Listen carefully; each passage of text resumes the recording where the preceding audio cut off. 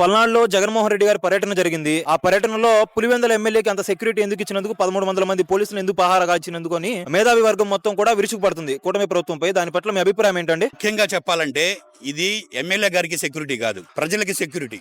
అయినా కూడా ఇద్దరు ప్రాణాలు పోయినాయి. దానికి జవాబుదారీతనం ప్రభుత్వమే. ఆ ఎమ్మెల్యే గారిని తీసుకోరు. అంతమంది పోలీసులు ఉన్నా కూడా అక్కడ జరిగిన దాష్టికానికి ఇద్దరు బలైపోయారు. సో మీరు చెప్పినట్టుగానే అక్కడ కాన్వాయ్ గుద్దుకొని ఒక పెద్ద ఆయన చనిపోవడం జరిగిందని చెప్పి అంటున్నారు. కానీ స్వయంగా ఆ జిల్లా ఎస్పీ అయినటువంటి ఆయనే చెప్పారు అది ప్రైవేట్ వాహనం ఢీకొని మాత్రమే చనిపోవడం జరిగిందని చెప్పి.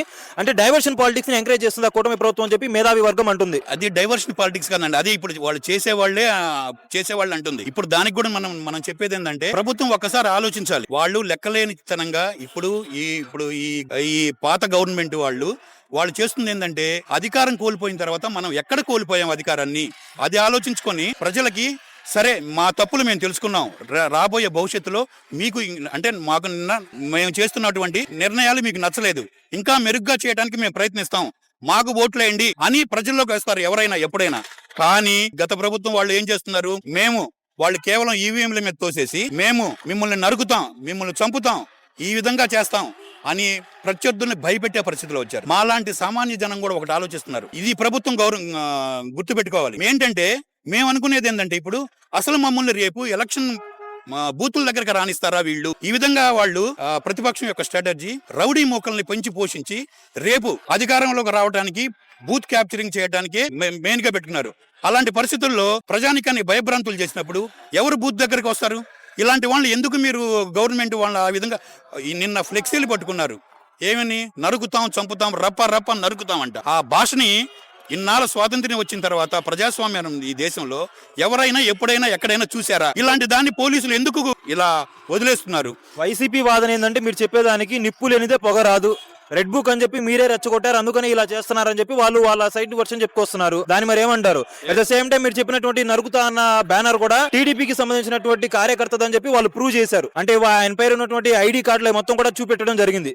దాని పట్ల మీ అభిప్రాయం ఏంటి? మరి అదే కాదండి, ఇట్లాంటివి చాలా ఉన్నాయి, ఇంకా భవిష్యత్తులో కూడా చాలా వస్తాయి. ఇంకా మీకు ఓపెన్ గా చెప్పాలంటే ఈ మధ్యలో కొన్ని చాలా జరుగుతూ ఉన్నాయి. ఏది జూనియర్ ఎన్టీఆర్ గారు రాజకీయాల్లోకి వస్తాడు, అదొక ప్రభుత్వం ఏదో ఇంకొక వాళ్ళకి సపోర్ట్ చేస్తూ ఉంటాడు, కొత్త పార్టీని ఏర్పాటు చేసి ఉండాలి. ఇవన్నీ ఎవరంటే చేసేది జూనియర్ ఎన్టీఆర్ ఫ్యాన్స్ కాదు, వీళ్ళు కాదు, ఒక టైప్ ఆఫ్ వర్గం. ఇది మొదటి నుంచి ఇలా చేస్తూనే వస్తుంది అనమాట. అంటే వైసీపీ ఆడిస్తున్న ఆట ఇది 100%. ఒక అబద్ధాన్ని కంటిన్యూ నిజం చేయడం కోసం వీళ్ళు మొన్న పొద్దుల్లో చూడండి, పొద్దుల్లో కూడా అరాచకం. చూడండి తెనాల్లో గంజాయి బ్యాచ్ ని ఎంకరేజ్ చేయడం కోసం వచ్చారు. ఇక్కడ నిన్న ఇది కూడా యాక్చువల్గా ఇది జరిగింది వాళ్ళ కార్యకర్త వైస్ ప్రెసిడెంట్ రేపాళ్ళ సత్తనపల్లి దగ్గర ఉన్నటువంటి గురించి ఆయన రెంటపాళ్ళ ఆయన బెట్టింగ్ కాశాడు. బెట్టింగ్ కాసి 4వ తారీఖు ఇది వచ్చిన తర్వాత ఎలక్షన్ రిజల్ట్స్ వచ్చిన తర్వాత కోట్ల రూపాయలు ప్రత్యర్థులకు ఇవ్వాల్సి వచ్చేసరికి ఆయన ఆత్మహత్య చేసుకున్నాడు. పాపం ఇది మేము చేయదలుచుకోవట్లేదు, కానీ వాళ్ళ 1 సంవత్సరం అవుతుంది, నాకు తెలిసి వాళ్ళ ఇంట్లో వాళ్ళు కూడా మర్చిపోయి ఉంటారు. ఈ సమయంలో దీన్ని రాజకీయంగా వాడుకోవడం కోసం ఇలాంటి కుహనా రాజకీయ నాయకులు ఇప్పుడు చేస్తున్న వల్ల వాళ్ళ యొక్క కుటుంబం కూడా బాధపడుతుంటుందని నేను అనుకుంటున్నాను. ఆ జరిగిన ఇష్యూ ఏంటంటే అతను ఆ రోజు 5వ తారీఖున మందు తాగాడు, 9వ తారీఖు చనిపోయాడు. కానీ అప్పటి వరకు కూడా ఆపద్ధర్మ ముఖ్యమంత్రిగా జగన్మోహన్ రెడ్డి గారే ఉన్నారు ఆ రోజు. కానీ ఆ రోజు కనీసం అప్పటి ఎమ్మెల్యే అంబటి రాంబాబు గారు కూడా సత్తెనపల్లి ఎమ్మెల్యేగా ఉన్నటువంటి ఆయన కూడా కనీసం ఆయన చూడటానికి కూడా వెళ్ళలేదు. అలాంటి పరిస్థితి నుంచి వాళ్ళ సానుభూతి కోసం రాజకీయ దురుద్దేశంతో ఆ ప్రాంతానికి సందర్శించడానికి విగ్రహ ప్రతిష్టలు ఏంటండి ఇది? కానీ ఏదైతే మీరు చెప్తా ఉన్నారు ఇది మొత్తం కూడా బాగానే ఉంది, కానీ మీరు చెప్పే వాయిస్ కన్నా ఎక్కువగా వైఎస్ఆర్సీపీ వైపు నుంచి ఎక్కువ వాయిస్ వినిపిస్తుంది. ఎందుకంటే నిన్న జరిగినటువంటి పర్యటనలో మీరే చెప్పారు ప్రతిపక్ష హోదా కూడా లేదు, 11 సీట్లు పడిపోయాడు, ఆయన కేవలం ఎమ్మెల్యే అని చెప్పి.